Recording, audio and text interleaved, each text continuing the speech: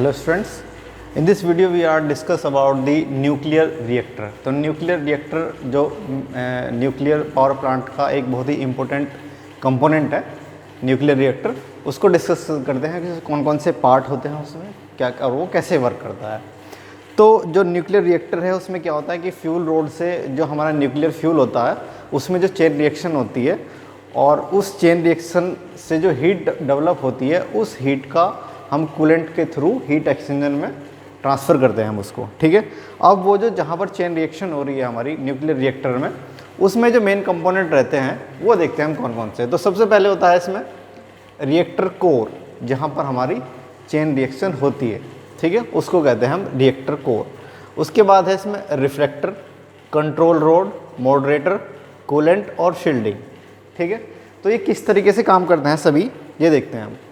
एक तो जो ये रेड कलर की आपको डिस्प्ले हो रही है इसको कहते हैं हम फ्यूल रोड, ठीक है।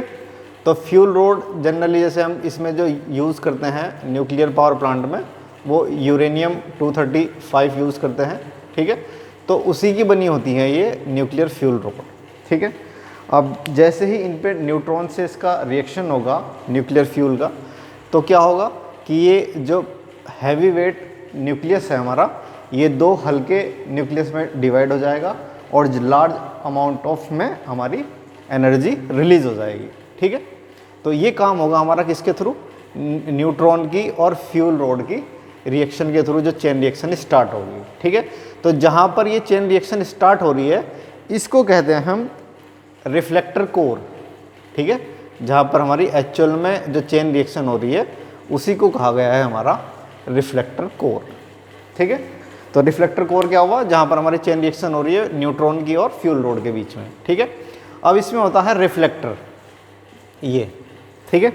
तो रिफ्लेक्टर का क्या काम हुआ कि जैसे हमारी न्यूट्रॉन की और फ्यूल की जो हमारा न्यूक्लियर फ्यूल है उसकी रिएक्शन हो रही है, तो यहाँ से जो न्यूट्रॉन है, कुछ न्यूट्रॉन जिन्होंने फ्यूल रोड के साथ रिएक्शन नहीं किया है वो यहाँ से बाहर ना जाएं, उसके लिए हमने एक ये रिफ्लेक्टर लगाया है जो कि न्यूट्रॉन की लीकेज को रोकता है, ठीक है। तो रिफ्लेक्टर का काम क्या हुआ कि ये न्यूट्रॉन की लीकेज को रोकेगा, यानी न्यूट्रॉन यहाँ से जो रिएक्शन जो जिन्होंने रिएक्शन में पार्टिसिपेट नहीं किया है वो न्यूट्रॉन हमारे इस न्यूक्लियर कोर से रिएक्टर कोर से बाहर ना जाए, ये काम करता है हमारा रिफ्लेक्टर, ठीक है। अब इसके बाद जब हमारी चेन रिएक्शन स्टार्ट हो जाएगी, उस चेन रिएक्शन को कंट्रोल करने के लिए हमने लगाई है कंट्रोल रोड, ठीक है, जिनको कहते हैं हम नियंत्रक छड़ भी बोलते हैं इसको, ठीक है। जनरली ये कैडमियम या बोरॉन की बनी होती है कंट्रोल रोड। तो ये क्या काम करती हैं, जैसे ही हम कंट्रोल रोड को डाउन कर देंगे, पुश डाउन कर देंगे इसको, तो जितने भी न्यूट्रॉन होंगे हमारे, ठीक है, उन सभी न्यूट्रॉन को हमारी कंट्रोल रोड एब्जॉर्ब कर लेगी और कोई भी न्यूट्रॉन हमारा फ्यूल रोड के पास नहीं जाएगा, जिससे कि जो चेन रिएक्शन है वो स्टॉप हो जाएगी। जैसे हमें चेन रिएक्शन स्टार्ट करनी है तो हम कंट्रोल रोड को अप कर देंगे, जिससे कि क्या है कि जो हमारे न्यूट्रॉन है वो फ्यूल रोड से रिएक्ट करने लग जाएंगे और हमारी जो चेन रिएक्शन है वो स्टार्ट हो जाएगी। तो इस तरीके से हम कंट्रोल रोड के थ्रू चेन रिएक्शन को कंट्रोल करते हैं, ठीक है। ये कैसे काम करती है, कैडमियम और बोरॉन की बनी होती है जनरली, कि ये न्यूट्रॉन को एब्जॉर्ब कर लेती है सारे न्यूट्रॉन को और कोई भी न्यूट्रॉन हमारा फ्यूल रोड के पास नहीं जाएगा, जिससे कि हमारी चेन रिएक्शन स्टॉप हो जाएगी, ठीक है। उसके बाद हम बात करते हैं, ये हो गई कंट्रोल रोड। उसके बाद हम बात करते हैं मॉडरेटर की। तो मॉडरेटर यहाँ बगल में ही लगा होता है फ्यूल रोड के। इसका काम क्या होता है कि जो न्यूट्रॉन होते हैं उसकी जो स्पीड होती है वो बहुत ज़्यादा होती है और कई बार वो बिना रिएक्शन चेन रिएक्शन में पार्टिसिपेट किए ही इधर उधर शिफ्ट हो जाते हैं, ठीक है। तो न्यूट्रॉन की स्पीड को अगर हम स्लो रखें ताकि वो ज़्यादा से ज़्यादा चेन रिएक्शन में पार्टिसिपेट करें, तो उसके लिए हमने ये लगाए हैं इसमें मॉडरेटर, ठीक है। तो मॉडरेटर का काम क्या हुआ, ये सब मॉडरेटर लगाए हैं हमने। तो मॉडरेटर का काम क्या हुआ कि जो न्यूट्रॉन की स्पीड है उसकी स्पीड को स्लो करता है ताकि ये ज़्यादा से ज़्यादा न्यूट्रॉन हमारे फ्यूल रोड के कॉन्टैक्ट में आए और चेन रिएक्शन हमारी अच्छे से रहे। तो मॉडरेटर का काम क्या हुआ कि ये हमारे जो न्यूट्रॉन है उसकी स्पीड को स्लो करता है, ठीक है। तो इस तरीके से हमारा ये रहता है।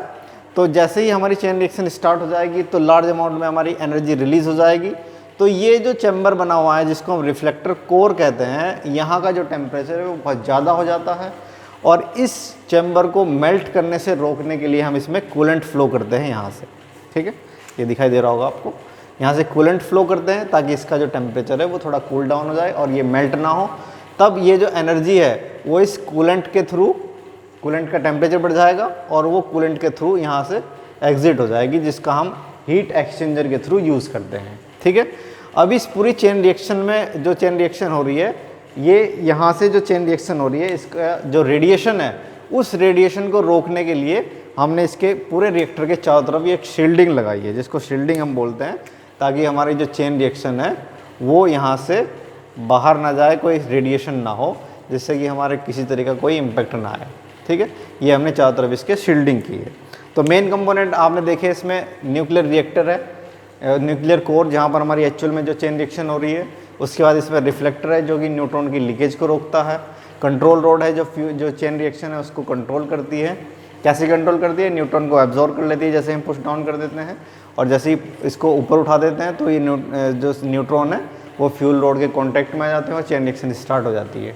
मॉडरेटर हुआ हमारा, मॉडरेटर का क्या काम हुआ कि न्यूट्रॉन की जो स्पीड है उसको स्लो कर देता है ताकि ज़्यादा से ज़्यादा न्यूट्रॉन हमारे चेन रिएक्शन में पार्टिसिपेट करें। उसके बाद हमारा कूलेंट है जो कि इसको मेल्ट होने से रोकेगा और इसकी जो हीट है उसको एब्जॉर्ब करके इधर हीट एक्सचेंजर में ट्रांसफ़र कर देगा, और इसकी चारों तरफ जो रेडिएशन है उस रेडिएशन को रोकने के लिए हम इसमें शील्डिंग लगाते हैं। ठीक है, तो ये हुआ हमारा न्यूक्लियर रिएक्टर। अब न्यूक्लियर रिएक्टर को अकॉर्डिंग टू द कूलेंट और जो भी हम यूज़ करते हैं, इसमें कूलेंट किस टाइप से हम कूलेंट यूज़ कर रहे हैं, तो उसके बेसिस पे न्यूक्लियर रिएक्टर को क्लासीफाई किया गया है। ठीक है, तो वो हम नेक्स्ट पढ़ते हैं। ये आप लोगों के न्यूक्लियर रिएक्टर अच्छे से समझ आया होगा। Thank you.